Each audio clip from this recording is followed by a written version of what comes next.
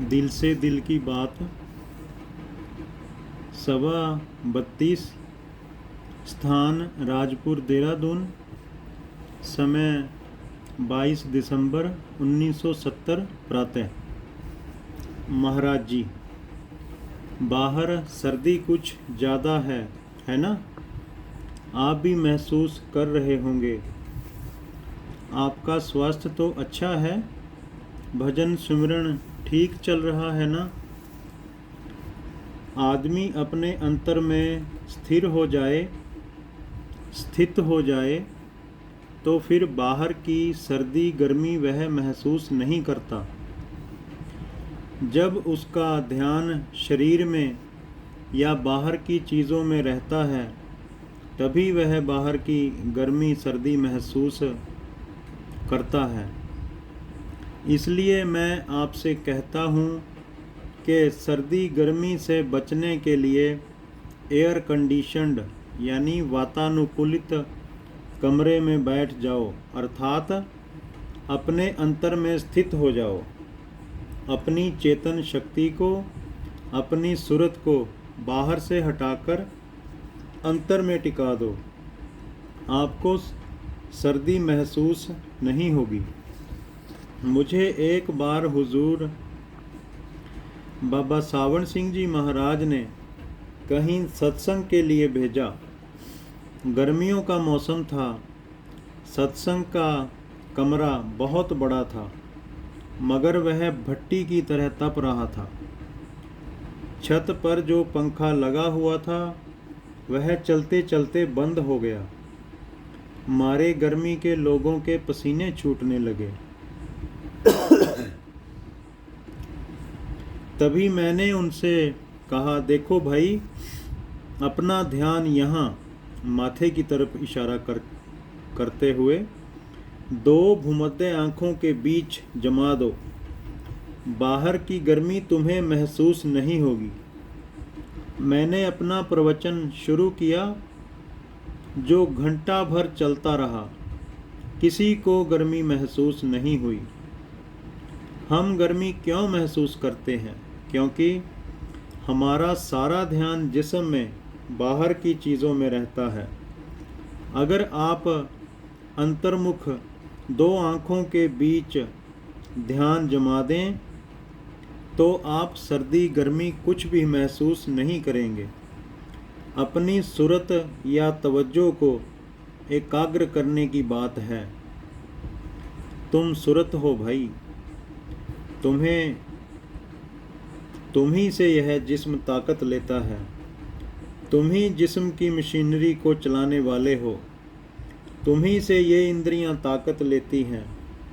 अपने आप में स्थित हो जाओ तो यह जिस्म की सारी मशीनरी काम करना बंद कर देगी। यही चीज़ है जो तुम्हें सीखनी चाहिए। तुम वह चेतन सत्ता हो जो इस शरीर को चला रही है। तुम्हें अपने आपे की खबर नहीं, अपने यथार्थ आत्मस्वरूप का भान नहीं। आत्मा के बारे में तुम क्या जानते हो? जो थोड़ा बहुत जानते हो वह सब ग्रंथों पोथियों के पढ़े पढ़ाए पर है या फिर कल्पना और भावना के आधार पर। तुमने अपनी चेतन आत्मा को जड़ शरीर से, मन इंद्रियों से अलहदा करके देखा तो नहीं। एक कारखाना है, वह पावर हाउस अर्थात बिजली के आधार पर चलता है। पावर हाउस में कई स्विच लगे होते हैं जिनका ताल्लुक कारखाने के विभिन्न हिस्सों से होता है। जिस हिस्से का स्विच दबा दो उस हिस्से की मशीनरी चल पड़ती है। स्विच ऑफ कर दो अर्थात बटन उठा दो, हिस्से की सारी मशीनें बंद हो जाती हैं। बड़े स्विच को, जिससे कारखाना चलता है, बंद कर दो तो पूरा कारखाना बंद हो जाता है। अरे भाई, यह तुम हो अर्थात तुम्हारी सूरत है। जो कान की इंद्री के साथ हो तो कान सुनते हैं, आँख की इंद्री के साथ हो तो आँख देखती है, और सूरत साथ ना हो या कहीं और लगी हो, आँख देखते हुए भी नहीं देखती, कान सुनते हुए भी नहीं सुनते।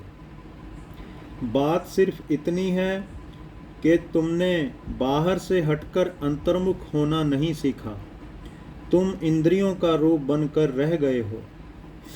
इसी प्रकार जो यह जगत का पसारा है, इसको जिंदगी देने वाले भी तुम हो। तुम तवज्जो दो तो ये सब चीज़ें हैं, तवज्जो हटा दो तो इनका कोई अस्तित्व नहीं। तुम्हारी तवज्जो बाहर लगी हुई है, इसलिए बाहर की चीज़ें तुम्हें खींचे लिए फिरती हैं। तुम बेअख्तियार बाहर खींचे चले आ रहे हो।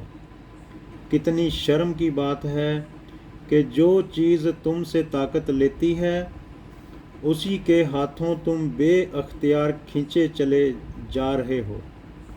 उल्टी गंगा बह रही है, तुम्ही से यह मन ताकत लेता है, तुम्ही से ये इंद्रियां ताकत लेती हैं। तुम इनके मालिक हो, नौकर नहीं। यह मन, ये इंद्रियां तुम्हारी सेवा के लिए हैं, मगर हालत क्या बनी पड़ी है? इंद्रियां तुम्हें बाहर फैलाव में लिए जा रही हैं। मन इंद्रियों के खातिर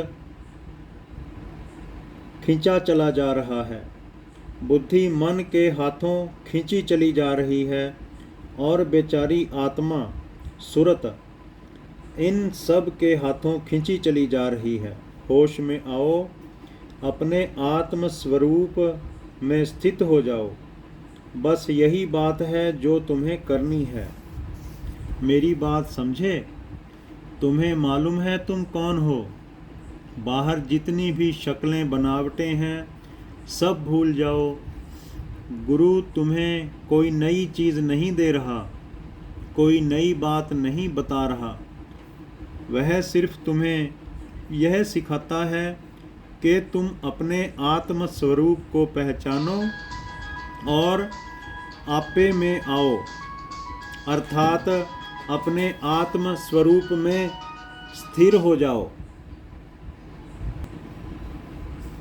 क्या अब आपको सर्दी महसूस हो रही है? आदमी खोज में है, तलाश कर रहा है। हर आदमी कुछ ना कुछ कर रहा है, लेकिन सब कुछ करते हुए भी उसकी तसल्ली नहीं होती, उसे शांति नहीं मिलती। रोटी रोटी कहने से तुम्हारी भूख शांत नहीं होगी। भूख शांत होगी जब आप रोटी खाओगे, उसे हजम करोगे। हर आदमी अपने अपने ढंग से कुछ ना कुछ साधन करता ही है, लेकिन वह संतुष्ट नहीं। मौत कोई हवा नहीं है, लेकिन सभी मौत से डरते हैं। मौत का नाम लेने ही से आदमी कांपने लग जाता है। इसका कारण क्या है? वह आत्मा की बात तो करता है कि आत्मा अजर अमर अविनाशी है, यह है वह है। सब ज़बानी जमा खर्च ही है, बातें ही बातें हैं। आत्मा को उसने पाया तो नहीं। आप लोगों को जिस्म से, देहाभास से ऊपर लाकर व्यक्तिगत अनुभव दिया गया है, आत्म तत्व का परिचय दिया गया है, उस कारण कारण प्रभु सत्ता से जोड़ा गया है। आप चाहें तो रोज़ जिस्म से ऊपर उठकर उस कारण कारण प्रभु सत्ता से जुड़ सकते हैं। वहाँ आपको महारस मिलेगा, जिसको पाकर दुनिया के सारे भोग रस फीके पड़ जाते हैं। इसलिए मैं बार बार आपसे कहता हूँ कि भजन में ज़्यादा से ज़्यादा समय दो।